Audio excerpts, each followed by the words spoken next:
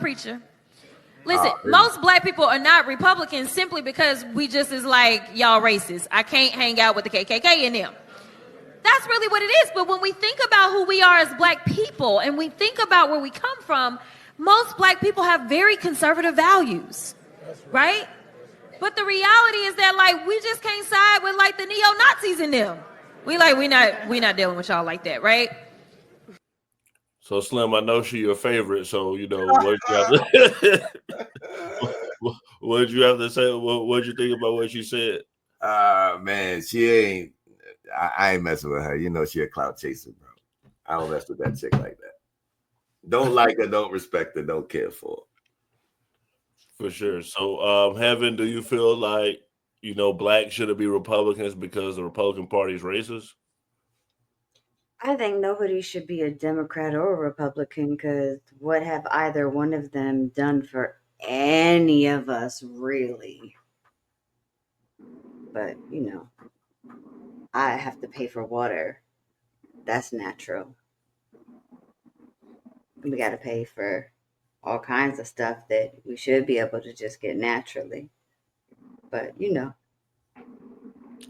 I feel you. Black people should get reparations, but let's not talk about that. There should be some land back movements, but let's not talk about that because neither party wants to agree on any of the things that actually matter. But they can agree to not show us the Epstein files. For sure. So King J, I know you definitely gonna say they're racist. Do you feel like most black people are conservative? I feel like in our nucleus, family-wise, black folks are very conservative.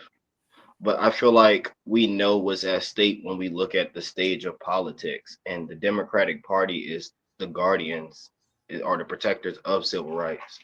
And that's just my personal opinion. I mean, what party in modern time right now is actively moving to destroy civil rights? Just the Republican Party. So when we talk about that, yeah, I feel like blacks as like when we talk about family values and stuff like that, very conservative. But when we look at the politics stage, we know what's at play and we know what's at risk if we fuck around with the folks that's playing with the KKK. Ken, what you think? I mean, doesn't the KKK come out the Democratic Party though? I mean, historically, doesn't it? I mean, I'm not choosing a side, but to assume, which is interesting, to assume that one side is one way and then the other side is not is mind-boggling. You know what I'm saying? When the history shows that the Democratic Party had the KKK is Dixiecrats. Malcolm X talked about this in the Ballad of the Bullet, right? So just because a lot of us come from welfare and a lot of us come from government cheese and free shit, so what we'll say is the Democratic Party is less racist because they give us free shit. But if they want to make test scores easier for you, if they want to try to ease life up easier for you because they don't believe you can cut it, that's racism because they don't think you're intellectually capable of keeping it up. So let me make it easier for you because I don't believe that you can cut it. That's racism too. It's one is a softer in your face or one is a harder version in your face, right? Pull yourself out by the bootstraps. You don't got no boots. The other one is a softer, milder form, but both is class conflict at the end of the day. But to pick a side though is crazy to me. But see, when we talk about historically though, this is the issue that I have because when you look at the historical context of the Republican and Democratic Party, we can even draw instance with I can't even think of his name right now, but the Democrat that held the floor for what was it, 24 hours back in the day when they were voting on civil rights. He was a Democrat, right? But later on, because Lyndon B. Johnson not changed, but signed that bill, the Civil Rights Bill, he later turned and flipped to the Republican Party because they then began to pander to the racist whites in the South. This is historically known and it's an actual historical fact. So let me tell you the school of thought I come from. The school of thought I come from is do for self, right? Do for self. And Malcolm taught in the Ballot of the Bullet, Republican, Dixiecrat, same shit. And one group uses different language. That's all it is. But to choose a side when the people should choose themselves. I come from the school of thought of do for self. Now, when you look at the education of the Democrats, same fraternities, same sororities, same Masonic and Shriner links, right? But on the ground level, we will assume that one party has our best interest. Both sides are capitalists. Nothing wrong with capitalism. I'm just saying, though, both sides are capitalists. Both sides are rich. None of the Democrats are poor. None of the Democrats are with the junkies. None of the Democrats are in the trenches. They're not with the people. They're not doing Black Panther shit, free lunch programs, breakfast programs. I'm talking about in the trenches where the people really need it.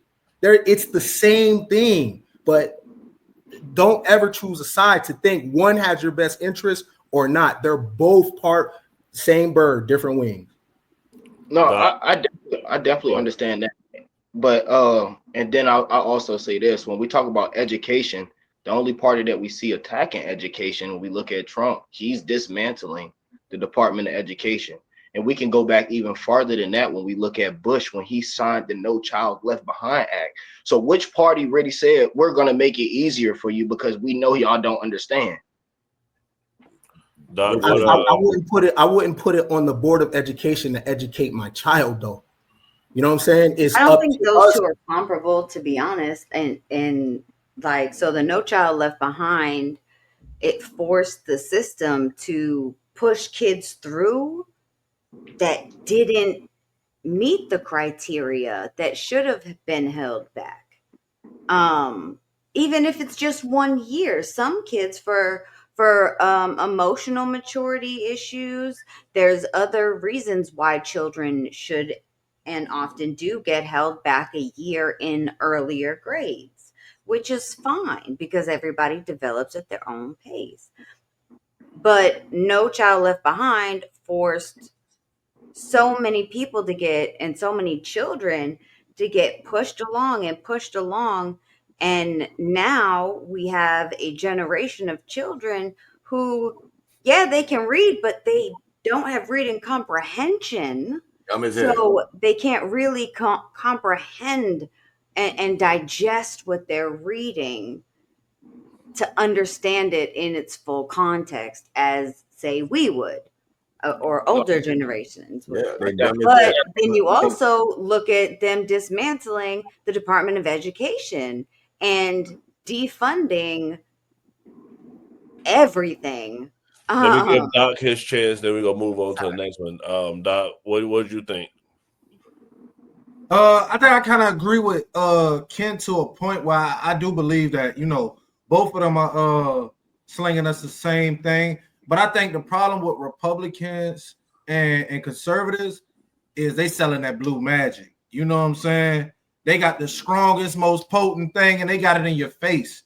They have allowed these outright bigots to attach themselves to their move. Because I don't think all conservative and all Republicans are racist, but I think that they have allowed so many people to outright attach themselves to their movement without demonizing them, because they need their support to push forward their agenda. So they have overlooked at some places, allowing these people to be called out and accepted them. Is that same bilaterally? I believe so. But the Democrats have more hush hush. You know, we don't want to get a game away, and Republicans have given the game away. And not only have they given the game, it's what they've sold and got people to believe in, and it's actually how they got control, because they made these people feel like they can be a part of them. And they shouldn't, but they need their support in order to, you know, push for any ideological ideas that they have. You know, not saying that it's good or bad. I don't know. I don't have an opinion on that. But because they want to get their agenda across, they've overlooked calling these people out, and you know, so that's kind of the problem, I think, with Black people wanting to support the Republican Party. All right, so I want to let you guys see this video. So the question is Trump afraid of black men? Thank you. Let's move on, please. All right. Thank you. Thank you, Ed. Who is not keeping the people of Chicago safe. All right, we're going to go to the next question. Thanks. What do you say to Donald Trump? How did you feel when Donald Trump called you incompetent? What did you feel? All right, he just addressed this. Thanks. Please answer that question. If you would. Okay, fine. Since you are begging, I do believe that Donald Trump is intimidated. I think you're Okay, begging. no interruption. So let me just answer that. I do appreciate you begging. So I will just say it like this, that the president has always been intimidated by the intellectual prowess of black men. And so, of course, he would speak in those petite and puerile terms because he's small. Slim, is Trump afraid of black men? Hell no. And coming from the mayor of Chicago, really? Come on, man. He should be the last one talking, man. Yo, this is crazy to me, man, because at the end of the day, right, you know, I was talking to my daughter about this, and she started to get on the blackity-black racist issue. And I started thinking, I said, yo, Jay, when we were younger, we didn't care about that shit, man. When we were kids, we were growing up. I ain't never really had no problems with no white boys. My mama said, watch them white boys at the corner. When people went and voted, there was a curtain, man. They shut down the schools. People went in the thing. They closed the curtain. Nobody knew who the hell they voted for. It is what it is. Now, all of a sudden, Donald Trump is the worst white man in the world, but there was mad white presidents before then. I know black people voted for these white people. And there wasn't no talk about racism back then. Like, we came so far. And it seems like we're more worried about racism today as opposed to when we were in the 80s, 70s. Like, it's crazy today how far we've came. We don't even acknowledge that shit. Like, we don't even acknowledge that, you know, slaves didn't even have these opportunities that we have today, just to be able to walk down the street, just to be able to start your own business and beat a complexion. Like, we don't even acknowledge these things. And that's what throws me off, because we would rather focus on something that really don't matter. Because I don't know no slaves. Like, right now, I can't call nobody, be like, yo, man, we're going to get you off the plantation. I don't know nobody like that. And that's what throws me off, man, because we so focused there when there's so much other things to focus on. And that's where I'm going to leave it, man. I'm good, though. Doc, is Trump afraid of black men? Nah, I don't think Trump is afraid of black men.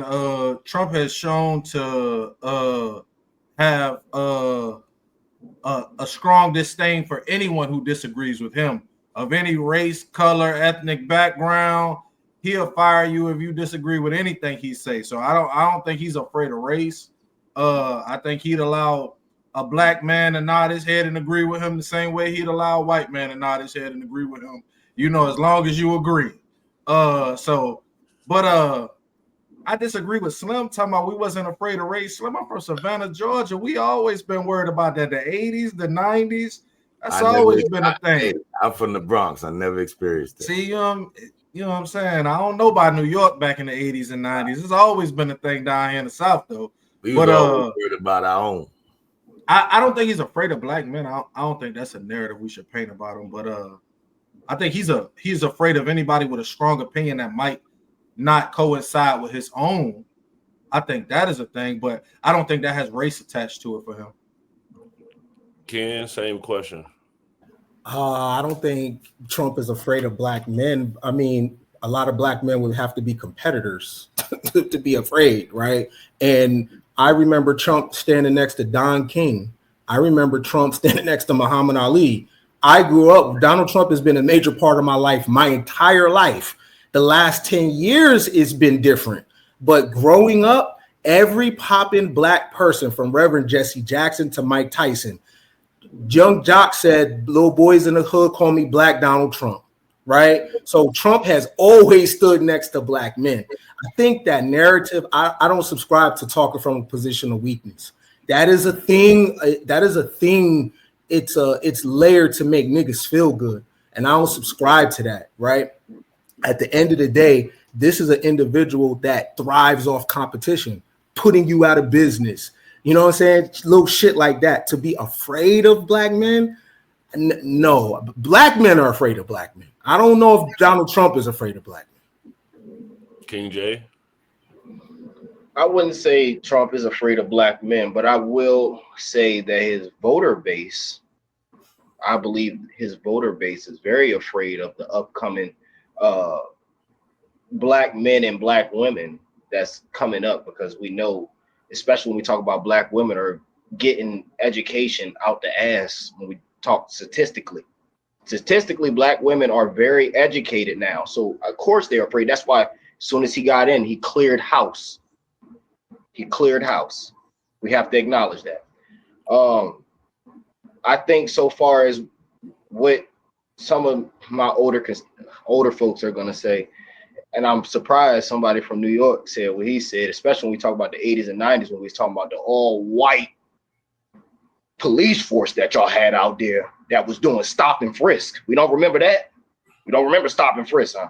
When they was pulling y'all asses over. When they was pulling y'all asses over and just pulling you out because you was black. That wasn't a thing.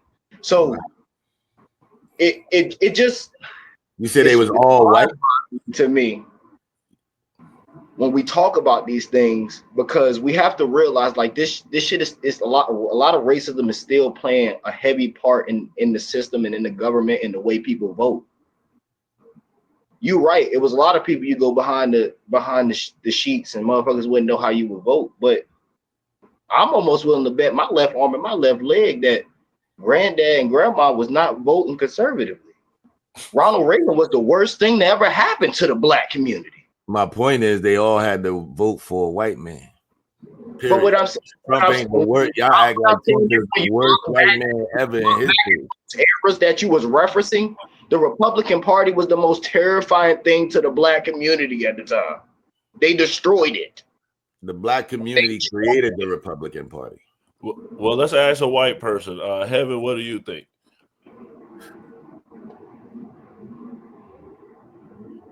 Why'd you have to put it like that? I'm just saying. I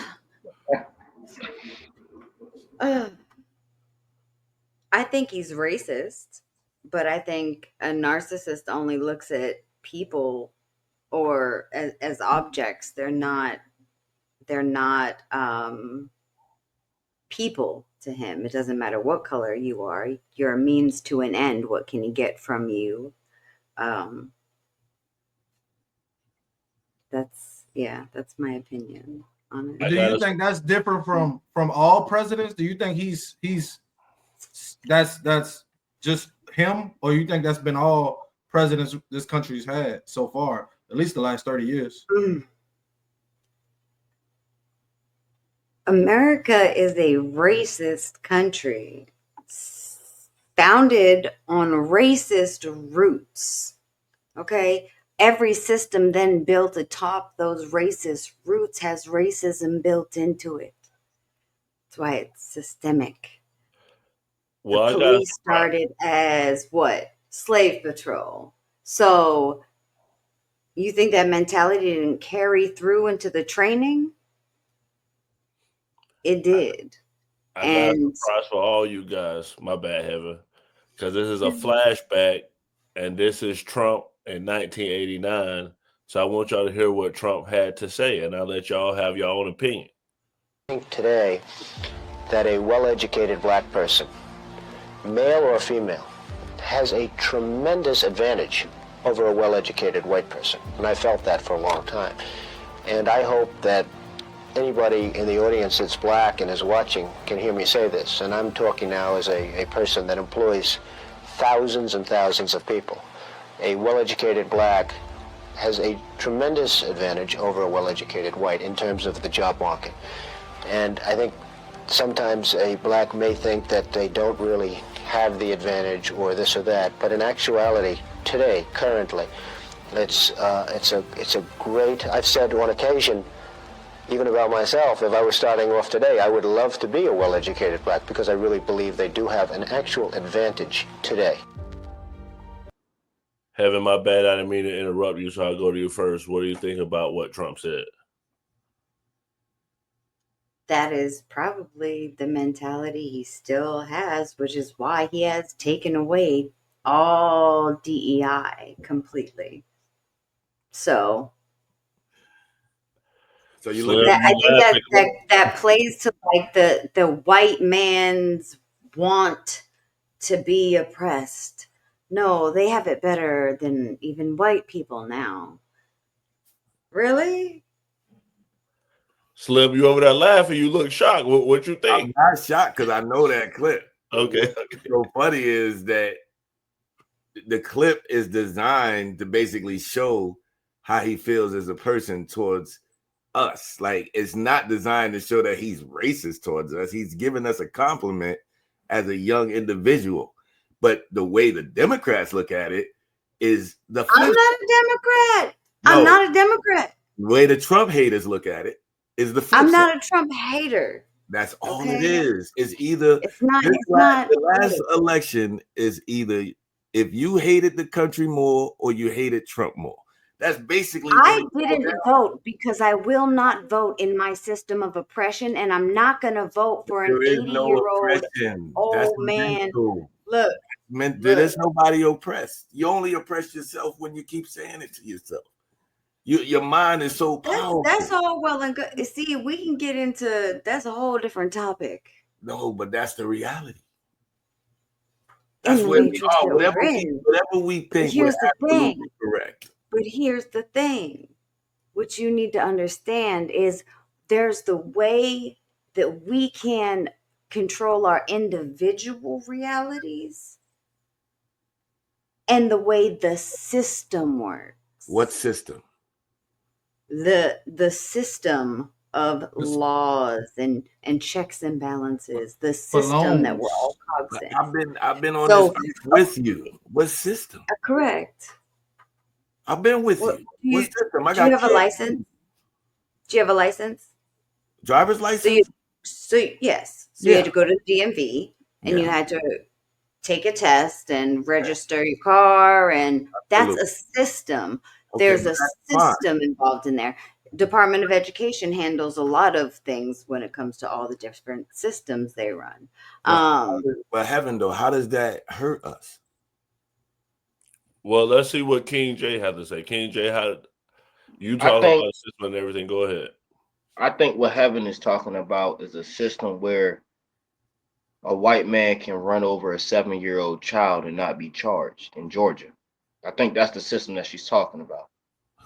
But when she's referring to a system, she's talking about a system that doesn't hold people accountable because of the color of your skin. When you have a community that is over policed but holds the most exoneration. She's talking about a system where these folks can sneak into 10-year-old children's bedrooms and get 1 day in jail, 1 day in prison, or none. Or none. That's the system that's the system you talking about? Or none. How many times that be going down? So what is affecting us? What'd you say? I want to know how many times this is happening, because I don't know if this is consistently happening. That is, I can tell you regularly. Statistically, we know that blacks get harsher penalties for doing crime. That's statistically proven. So why do crime? But because poverty, the system of poverty. That's why those things that were in place that Donald Trump was talking about that gave blacks his term. You're a fucking human. You're not a black. Sorry. I did want to make one more statement. And so far as what Trump was saying, he feel like we have the advantage. We do. He would never know because he's not walking in my skin. And Slim, respectfully, brother, and I mean this respectfully, you made $1 million. You said this before. There's not too many brothers like you that can say they made $1 million. You are the exception to the rule. No, you have to come from where you come from. You have to listen to the people that's not in your shoes. It's easy for us to judge and say stuff about other people and their predicaments when we're no longer living in that. And that even accounts for myself. Sometimes I even have to check myself because I'm living in comfort. But there's somebody like that look just like me and you that have tried many avenues that me and you've been through and has not been successful. King J, I came from rats, roaches, projects. The only difference, bro, I listen to opportunities. And I tell people all the time, POOR, P-O-O-R, passing over opportunities regularly. That's the only difference, bro. I'm just like you. That's why I don't fall into that stuff. Because I'm from the jacks. I'm from the nonsense. I'm from all of that. I took food stamps to the store for my mama. The only difference is I got tired of it. That's it. So I don't believe I'm better than nobody else. That's why it hurts, because of the way we think sometimes. And all you got to do is change that thought process. You have no idea how powerful this is. I'm telling you, bro. It ain't about where you're from and where you're mentally. Hold on, King. Let's get Doc and King in the conversation. Doc, you said as having about all the presidents being racist. Does that clip make Trump look racist? I think every president was racist. Does that clip make Trump look racist? No, I don't think that clip makes Trump look racist.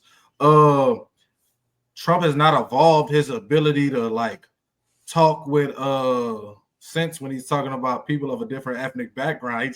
His delivery is just bad. It's crazy that video is from the 80s and he got the same delivery in 2025. I would think somebody who made as much money as he did would have a better delivery. I don't think Trump knows if black people have the advantage. I don't think Trump has ever, really sat down and had an earnest conversation with black people who were not somebody who had made it to him, but were on the way up and trying to change their life. So I think even if Slim does great and he has a great life, for every one nigga they let make it, I think it's 1,000 that a system is in place that was never put here for black people to succeed is going to hold back. Do I think we have to realize that and do better and work harder to create a better future for ourselves? Yes. But do I think that this system was put in place for us to succeed? I mean, no. It's obvious that's a no. But I think it's just we have to work harder, and we have to realize that. I think part of the game is realizing that and doing what you have to do to succeed and be successful. Do black people have the advantage in America? You're muted. You're muted. I think in 1988, when Trump was saying that, he had a peer that I think would trigger and inspire him to talk like that. And his peer was a man named Reginald Lewis. And Reginald Lewis built $1 billion black company in the 80s. His book is called Why Should White Guys Have All the Fun? So I think he's classist, right? Naturally, right? Because what he comes from. But there was a man that built $1 billion company in the 80s. And I think that would fuel the way that he talks. Also, I brought this up before. He studied under a man named Norman Vincent Peale, and it's the art of positive thinking, right? So how he may talk and how he may look of something, his delivery, whatever, I know what his school of thought is. So when he's saying that about black Americans, I assume he's talking about black Americans and how a black American with wiggle does got the advantage. I mean, I got tattoos on my face and I'll be wiggling harder than white boys. You know what I'm saying? So, and I'm a felon. I got all the shit. So all the statistics, right? Is there a level of luck required in the game? Sure. Right place, right time. Preparation meets opportunity. But I'm saying though, there are some people that look like this, that based on statistics, you be like, the system lets you through. It's like, come on, yo, how you undermining a nigga's grind? How you undermining a nigga's mindset? What you mean the system let me through? I was one decision away from doing life. He was one decision away from doing life. The difference between this dude and this dude is I called the card, the business card, when I was at the mixer. It'd be little shit like that. And then a lot of times, I think we also be caping for losers. So like when you look like this, you can't just call a nigga loser. Some people don't want the same shit. So if we oftentimes be caping for the people that don't want it, the language is not supported for the people that are really, they need a loan for their business. The language be for people that actually, truly, they don't want it. and then we'll be like, well, the system wasn't designed for him. He don't want it. He don't want it. For sure. Today For was a great. 2025 Forbes lists 23 black billionaires. That's 0.8% of the total numbers of billionaires in the world. 23 out of 3,028. How many black people are trying to get a billion? That matters. You don't think there's plenty of black people trying to get a billion? There's only 23 who have gotten it. No, there's 0.8%. I keep it a stack with you, bro. And I'm 41 years old. How many now outside of the streets? I'm not going to consider the streets. Just in regular life, I'm just talking about my experience. I have not come across many melanated people that want to make $1 million. Only a couple men and women that I actually have met in my life that was their thing of they are putting everything into their business and they are really trying to get rich. But we're talking about systematically. Like when you get to $1 billion, this is a systematic thing that has allowed you to get here and everything has succeeded. Some of these people have inherited these billions through the life of their family. Years ago, there was probably 0 black billionaires. Maybe in the 80s, that guy was the only one. There's only 23 in another 40, 22 in another 40 years. Jeremiah Hamilton was rich in the 1880s off the stock market. You have Mary Ellen Pleasant. There is a book called Black Fortunes. When you look at he did well. I'm talking about the Rothschilds. I'm talking about the Carnegies. I'm talking about the people who have systematically controlled this country, the way money is done, the way everything is done since the foundation that this country was built on. People who sent us to Iraq to take over so they can put in an American central banking system. People who sent us over there to Libya to do the same. So what I'm not talking about a couple people ground. I'm talking about the system. That's part of the system. The Rothschilds controlling the American central banking system and sending us to countries to fight to set that in place. That's the system. And it's never gonna. You're never gonna see the black man is never gonna be the Rothschild. It's never gonna be the Williams up there. It's never gonna happen. And that's not part true. Of the system. That's not true because you got black Prince Hall Masons right now doing the same fraternity shit. The white boy just had a leg. He had an opportunity first. But you see black men doing the same gatekeeping shit. Now, you just got to wait a second, give it 100 years, and you're going to have the same structural shit that locks out the people at the bottom, and they're going to build their family and build that system the same exact way as the white boy did. The white boy just had a couple 100-year advantage, but niggas about to do the same exact shit on their black elitists. When you're looking at the Rock Nation brunches, those are your new black elite. They're going to do the same exact thing, bro. All right, for sure, guys. It was a great show. We'll get to the final thoughts. King J, what's your final thoughts? It was a great show. My biggest thing for everybody is like we have to acknowledge that America has these systems in place where systematic racism is very much a real thing. I'll even take one of my own personal instances. Where I'm at right now, I'm comfortable. I'm still grinding. I'm still waking up 4 o'clock in the morning trying to get to where I'm trying to go so far as retirement and being able to put back into my family structure. But it took a long time and it took a lot of no's versus when Johnny that can't read, that's getting C's in college, got a yes where I got a no and I had a fucking B and it's fucking because I'm black. So we know that these systems are in place. My biggest issue is with people that we have to acknowledge this shit and be like, hey, look, this is a problem. You're absolutely right. Then we could begin to have discussions like, okay, even though we know these problems are in place, what are you going to do about it? I could respect the conversation more if somebody straight up acknowledged saying, yes, you do have the odds against you, but what are you going to do about it? So that's my biggest takeaway from the night. I just wish that people would be like, you know what, this is a problem. We do need to address this. But until we address this, let's focus on just yourself. For sure. Slim, what's your final thoughts? Oh, man. I just want to say, man, to anyone out there listening, man, always program in your mind that you can do better. Don't let nothing hold you back. If you allow that mentally, it can hold you back. It doesn't matter what you're thinking about. If you always have a negative thought in your mind about something, that's how things come about. I tell people that all the time, man. Like, I used to just think about finding money, and you know what? A day later, I might find $10 on the floor. that's real, man. It's called The Secret. It's a book called The Secret. It's all about the law of attraction, man. Whatever you put in your mind, you could achieve it. And that works the opposite way as well. So whatever you're saying negative, it can happen, man. So always think positive. Always know that you can thrive. Don't let nobody hold you back, because we Americans, man. That's just what it is. I'm out. Doc, what's your final thoughts? I think we got to realize, going back to something that Ken said earlier, I don't think one side is better for Black or white people or Americans. I think both of these sides are profiting off us. I think these people have changed the lives of their lineage for an eternity. All of these people are doing what's best for them, and they got the rest of us in a frenzy fighting.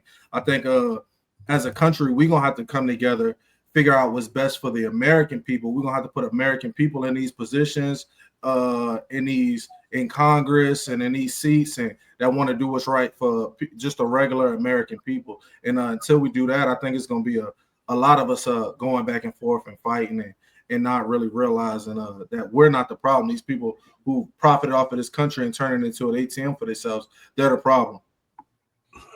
Heaven, what's your final thoughts? Final thoughts for today is that we are in a class war, and these things that are being done by the administration are they're state violence. They're authorized state violence against people who don't have a lot. And we continue to do and set up the same systems. We don't need a revolution. We need an evolution where we grow into something better, because clearly what we've been trying hasn't worked for anyone. For sure. Ken, what's your final thoughts? My final thoughts is, over 20 years ago, I was a super revolutionary. I was into the Weather Underground. I was reading Huey P. Newton, Revolutionary Suicide. I was into the Black Liberation Army. I mean, I was ready to be a martyr, right? And then I figured out that I was against an empire, right? So I can't tear this system down. The only thing I could tear down is my thinking and approach to it, because the only way through something is going in it, right? So I can't solve the collective's problems, because it would be very elitist for me to decide what's best for millions of other people, right? The only thing that I can change in this empire is my approach to the empire. And my approach to the empire, that one thing that I've seen has been able to change my individual condition, was change my mind, right? And again, I know about all the systems, because, you know, that was the fight that I was fighting. But the real fight that I was fighting was internal shit, right? Because the real system that matters, that we have to fix, is our nervous system and this system right here. So if you fix this, right, it'll give you a better boxing stance to fight the empire. Don't forget, it's an empire, and you're not about to tear it down. You're not about to dismantle it. The only thing you could do is figure out how to survive it. And the best way that I know how to survive it is personal development. For sure. If you're watching right now, hit that subscribe button and press that notification bell to know when we go live.